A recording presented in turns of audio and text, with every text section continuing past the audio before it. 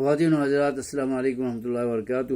اللہ کے نبی کا ارشاد ہے، لا خیر فی دین لیست فیہ صلاح، کہ اس دین میں کوئی بلائی کا پہلو ہی نہیں ہے جس دین میں نماز کی عبادت کا تصور نہ ہو، جس میں نماز نہ پڑھی جاتی ہو۔ تو جب اس دین میں نماز کے بغیر کوئی بلائی نہیں ہے تو اس شخص میں، اس مسلمان میں بھی کوئی بلائی نہیں ہے، کوئی خیر کا پہلو نہیں ہے، وہ اچھا نہیں ہے جو نماز نہ پڑھتا ہو، جو اللہ تعالیٰ کے ذکر کا اہم ذریعہ اور وسیلہ کو نہ اپناتا ہو، تو اس مسلمان میں بھی کوئی بلائی اور کوئی خیر کی امید نہیں کی جا سکتی۔ کم از کم اسی کے لیے خیر نہیں ہے، کیونکہ قیامت میں نماز نہ پڑھنے والا دوزخ میں جائے گا کہ ما سلککم فی سقر، اے انسانوں تمہیں دوزخ میں کیا چیز لے کر آئی ہے؟ وہ جواب دیں گے، لم نکن من المصلین، ہم نمازی نہیں تھے، نماز نہیں پڑھتے تھے، اللہ کو یاد نہیں کرتے تھے، 5 وقت ہم خوشگپیوں میں پھنسے رہتے تھے، موبائل دیکھتے رہتے تھے، مووی دیکھتے رہتے تھے، فلم دیکھتے رہتے تھے، اور نماز ہم نہیں پڑھا کرتے تھے۔ شیطان کو تو ہم خوب خوش کرتے تھے، رحمان کو ہم خوب ناراض کرتے تھے، خوش فہمی میں مبتلا تھے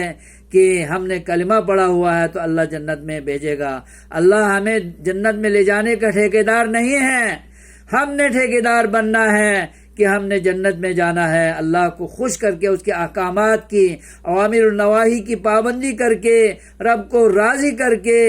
اللہ اور رسول کی اطاعت کر کے ہم نے جنت کی ٹھیکیداری کرنی ہے، جنت کا ہم نے ٹھیکہ اٹھانا ہے، جنت میں جانے کا عزم کرنا ہے اور عمل کرنا ہے۔ اللہ ہمیں جنت میں ہی لے جانے کا ٹھیکیدار نہیں ہے، دھوکے میں نہ رہو۔ ما غرک بربک الکریم، اللہ کے بارے میں دھوکے میں مت پڑو، وہ تو عادل بادشاہ ہے، نیکوں کو وہ جنت میں بھیجے گا اور بد انسانوں کو اللہ تبارک و تعالی دوزخ میں گھسیٹے گا۔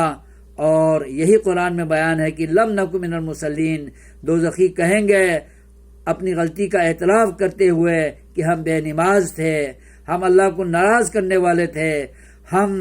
اللہ کی معصیت میں مبتلا تھے، عظیم عبادت نماز کے ہم تارک تھے، لہذا